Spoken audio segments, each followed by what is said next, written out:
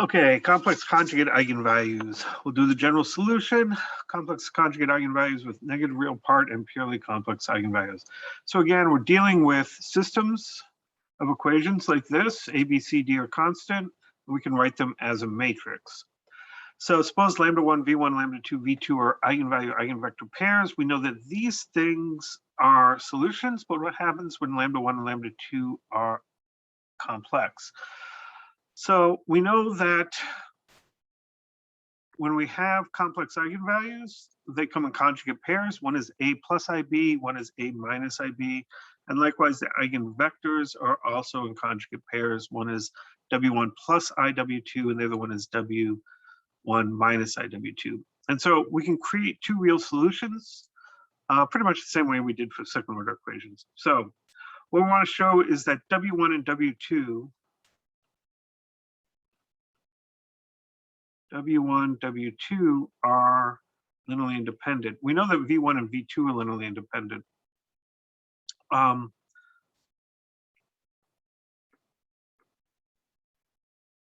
So how to check if something is linearly independent? We need to show that K1, K2, at K1 equal to 0, comma K2 equal to 0 are only solutions to K1 W1 plus K2 W2 equals 0. We know if, I'm not going to use K1 again, but if two constants M1 V1 plus M2 V2 equals 0, then M1 equals 0, M2 equals 0, because these are eigenvectors from different eigenvalues, and so they're linearly independent. But from the two equations we have, we know that, okay, so if we take with K1 W1 plus K2 W2, what does that equal? Well, W1 is V1 plus V2 divided by 2. W2 is V1 minus V2 divided by 2i.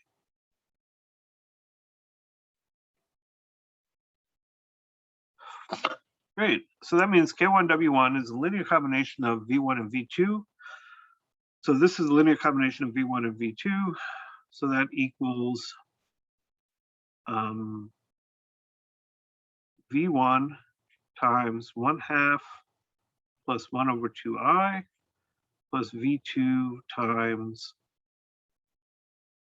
oh, I forgot the K1 and K2. K1, K2, K1 V1 plus K2 V2, 1/2 minus 1 over 2i. That's a 2. Okay, so if the left-hand side equals 0, so if this equals 0, then K1 times 1/2 plus 1 over 2i plus K2 1/2 minus 1 over 2i equals 0. But the only way that can happen is for K1 and K2 both equal to 0. Right? Because V1 and V2 are, oh, geez Louise, K1 V1, K2 V2 equals 0. So if K1 K W1 plus K2 W2 equals 0, then this has to equal 0. You can rewrite it as a linear combination of V1 and V2, but if V1 and a linear combination of V1 and V2 equals 0, then the two coefficients have to be equal to 0. So that means K1 times this has to be equal to 0, and K2 times this has to be equal to 0, which means K1 and K2 is the only solution, equal to 0 is the only solution for that. So W1 and W2 are linearly independent, which is what we need. The linear independence of the eigenvalues means that any initial condition is a linear combination of W1 and W2. So what about these two solutions? Remember that V1 and V2 and e to the lambda 1t, e to the lambda 2t, these involve all these y's. So y1 is e to the, what was I calling these? A plus IB? Yeah. A plus IB t times W1 plus I W2. Y2 is e to the A plus A minus IBT times W1 minus IW2. So complex conjugates.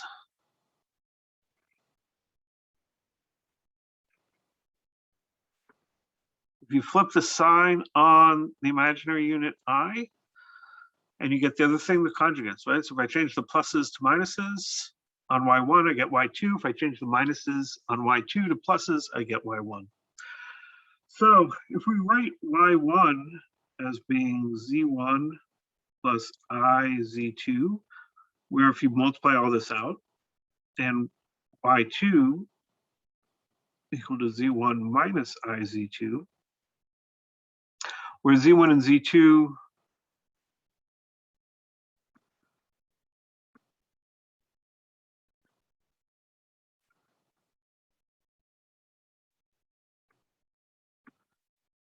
these are real functions, there's no i's in them, then Z1 equals 1/2 Y1 plus Y2,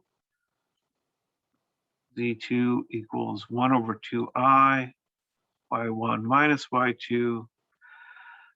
Since Y1, Y2 are solutions, so is any linear combination of them, right? Because solutions form a subspace. And so there's our two solutions. So the nice thing about this is they both show up in Y1, right? We want to find Z1 and Z2. If we calculate Y1, we don't need to worry about Y2. We just take the real parts and imaginary parts of Z1 and Z2. So there's how to solve this. Suppose we have complex eigenvalues, A plus or minus IB, eigenvectors W1, W2. We just calculate Y1 of t, put everything in here, multiply it out, and you get something like this. The Z1 and the Z2 are the basis for our solution space. So K1 Z1 plus K2 Z2 equals our solutions. Okay, so how are we actually going to do this? We form this and we multiply it out. So here's our complex conjugates with a negative real part. So first off,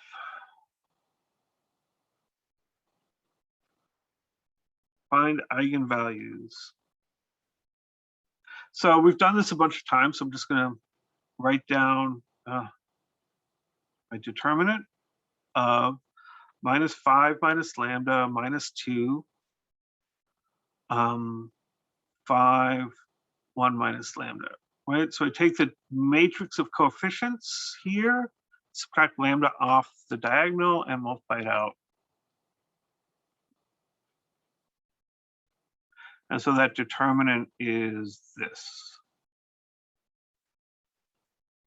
Multiplying that out gives me lambda squared minus lambda minus 6 lambda minus 5 lambda. So this lambda squared minus 6 lambda minus 5 plus 10 equals 0. And we want, that becomes minus lambda squared minus 6 lambda. Lambda squared minus 6 lambda plus 5 equals 0.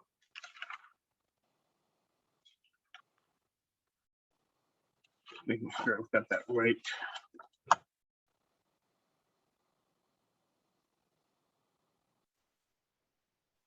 Should have a plus 4 lambda here, actually. Minus lambda plus 5 lambda plus 4 lambda. Bad addition. Because I've got a plus 5 lambda there and a minus lambda there. So that makes it 4 lambda. Okay, so what is lambda equal to? Lambda equals to negative b plus or minus the square root b squared minus 4ac all over 2a, which is minus 4 plus or minus square root of minus 4 over 2. So lambda is minus 4 plus or minus. Now the square root of minus 4 is I for the minus sign, and 2 without a square root. Sorry about that. Lambda is minus 4 plus or minus I for the square root, and 2 I for the minus sign, and 2 for the 4. Square root of 4 is 2 over 2. And then the 2 can cancel out a 2 from the 4 and a 2 from the I. So minus 2 plus or minus I. So there's my eigenvalue. So eigenvector, we take this matrix, which is minus 5 minus 2 plus I, minus 2, 5, 1 minus 2 plus I. So I'm taking the plus I eigenvalue times x1, x2 equals 0, 0. So that's the equation that I need to solve. That becomes minus 5 plus 3 minus I minus 2, 5, 1 plus 2 minus I. We do a little simplification.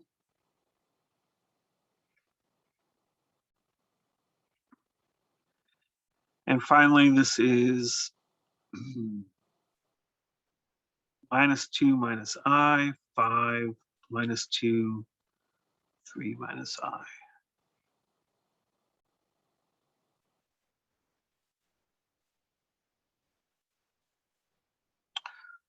Oh, that's not a 3, that's a 2, isn't it? That should be a 2, so this should be minus 3 minus I. So if you take the bottom equation and multiply it by minus 3 plus I over 2,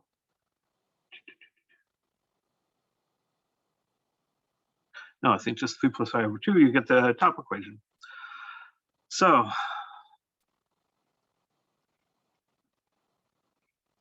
these things are multiples of each other. I'll take the bottom equation here because the top has got a lot of pleasant negative signs in it. And we want to solve that for x1 and x2. So what I'll do is I'll move the 2x1 over to the right. We have 3 minus I times x2 equals 2x1. So if I make x2 equal to 2, then x1 becomes 3 minus I. So what's my vector? V equals 3 minus I, 2. And I'll break that into 2 parts. One with the i's in it and one without. Oops, 3, 2 plus minus 1, 0 times I. So W1 is this. Keep making that a fraction instead of a 2. W2 is that. Okay, so our solution is e to the minus 2 plus I. Space do I have left? I'm running out of space. Okay, so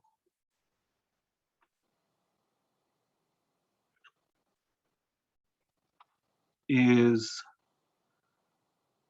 the solution we're looking for is e to the minus 2 plus I W1 plus I W2. We have to do a little bit of work on this. E to the minus 2, oh, there's a t times that. E to the minus 2 plus I times t is e to the minus 2t times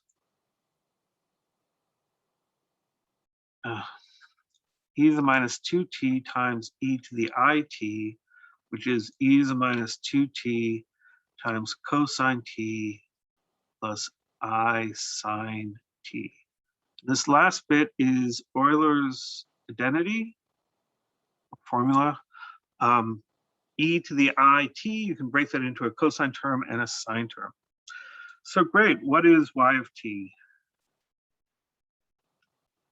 It's e to the minus 2t times cosine of t plus I sine of t times w1, which is 3, 2, plus I w2, which is minus 1, 0. Now we just have to multiply this whole thing out. E to the minus 2t times cosine t times 3, 2. Then we get, that's first, right? And then outer is e to the minus 2t times cosine t times I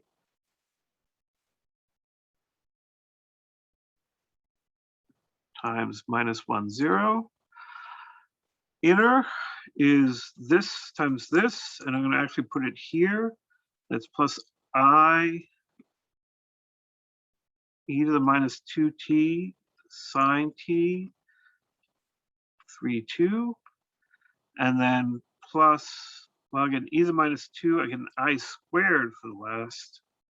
And then I get e to the minus 2t sine t times minus 1, 0.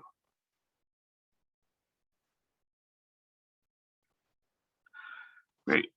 So why did I write it like this? Well, this I squared here, I squared equals minus 1. So that's just a minus part.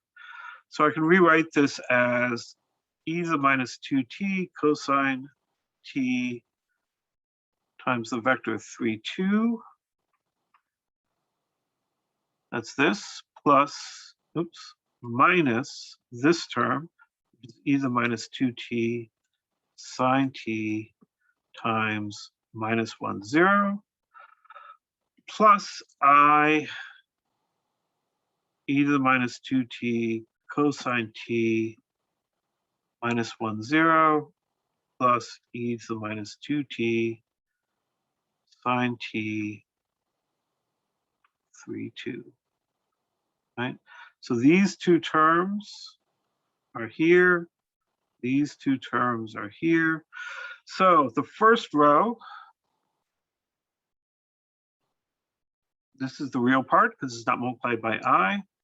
So z of t, z1 of t, is e to the minus 2t cosine t 3, 2, didn't write it as a fraction that time, minus e to the minus 2t sine t times minus 1, 0. And z2t is the complex part, e to the minus 2t cosine t minus 1, 0 minus plus e to the minus 2t sine t 3, 2. So they're sort of the same, except that the vectors switch places. And solutions, all solutions are of the form k1 z1 plus k2 z2, which I'm not going to write out because they're pretty long. And it didn't leave a lot of space to put in a picture. Push this down a little bit. What does the picture look like for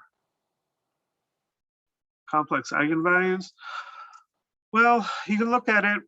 Unfortunately, the eigenvectors don't tell us much about what's going on because they're actually parts of a complex eigenvalue. But we do know from the exponent, right, that everything is going to 0 as t goes to infinity. And we know from the cosines and the sines that everything is rotating. So what we're going to get is we're going to get some kind of a spiral, and it'll be a spiral going in because we have a negative exponent. So what we want to do is, to sketch this, is plot the vector at x equals 1, y equals 0. That's the easiest thing to do. So what's the vector at that point? It's m times 1, 0, which means it's, oh no, I forgot what m was. Way up the top. Minus 5, 5, minus 2, 1.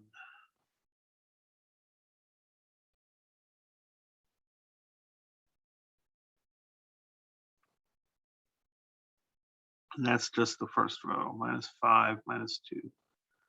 So the vector here is 5 units to the left and 2 units down. So the vector here would be down that way. So what do we know? We know it's spiraling in, and when it crosses, a solution is spiraling in, because as t goes to infinity, we go to 0. And it crosses the x-axis going down and to the left. So my solution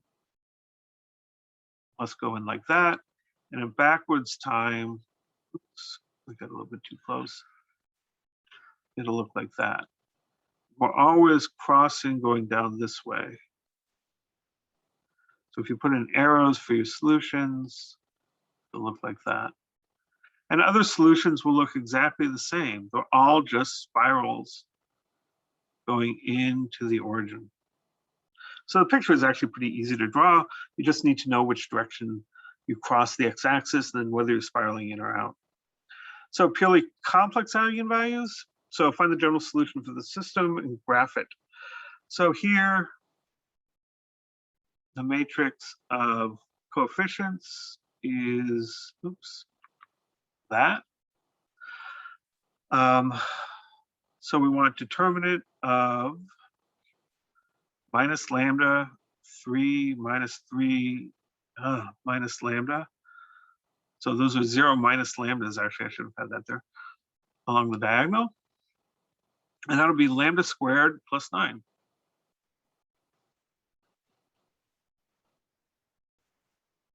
If you set this equal to 0, you get lambda equals plus or minus 3i. So eigen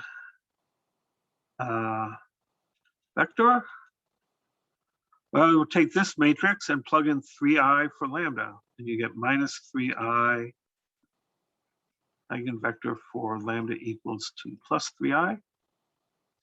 You get minus 3i, 3, minus 3, minus 3i. And as always, we want to check, are there rows multiples of each other? And yeah, if you multiply top and bottom by minus I, you'll get the bottom. If you multiply the bottom by minus I, you'll get the top. Okay, so what does that tell me? 3ix1 plus 3x2 equals 0, minus 3i, that's the top row. So if I divide through by 3, I get minus ix1 plus x2 equals 0, and I can make x1 equal to 1 and x2 equal to minus I as my solution. So my vector, eigenvector, is 1 minus I. I'll split that into a part with i's and a part without. And then I'll factor out that I.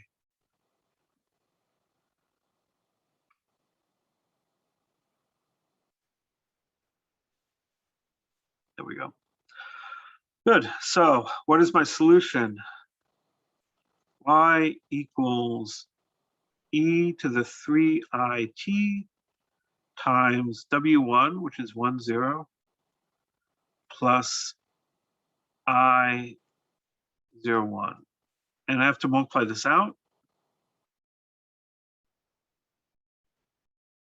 The 3it becomes an I sine 3t plus cosine 3t times 1, 0 plus I 0, 1.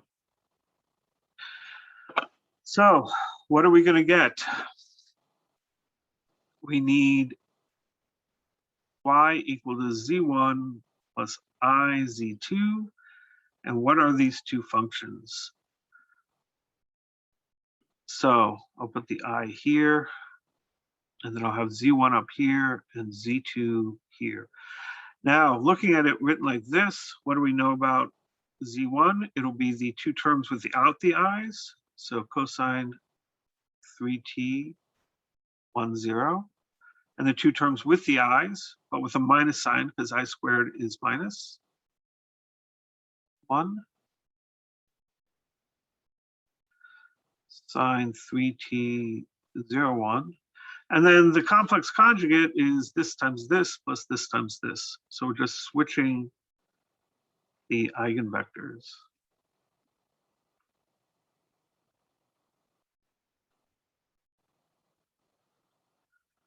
So the general solution is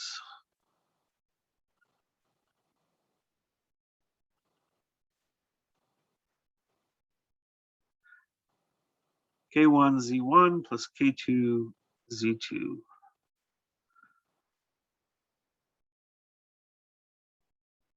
This is actually a little bit more compact. If I take these two and add them together, I just get cosine 3t as my x minus sine 3t as my y plus K2, and then Z2 here has a sine 3t in its x and a cosine 3t in its y. And there's the general solution. And if you had initial conditions, you could plug them in. So what do the actual graphs here look like? Well, the graphs that are not going in and not going out, right? Cosine 3t and sine 3t, that just means you're going around. You don't have an exponential, so you're not going in or out. So all you're doing is just going around in circles. You need to calculate what the vector is on the x-axis. Find vector at x equals at the point 1, 1, 0. So we take 0, 3, minus 3, 0. So we want m times 1, 0, which is that, times 1, 0, which is 0, 3. It's just the first column. So at this point, the vector here points straight down. And so that tells us that the circle it's on is going that way. So that's what, clockwise? So the phase diagram is just a bunch of circles all going around the origin, and the origin itself is a equilibrium. So since the eigenvector solutions are complex, these vector fields with complex eigenvalues, there are no separatrices, right? Things are not divided by the eigenvalue equations. So all the solutions behave the same in both for any kind of complex eigenvalue. You just swirl around the origin. If you have a positive exponential term, you're going out. A negative exponential term means you're going in. A zero exponential terms means you're just running circles or maybe ellipses.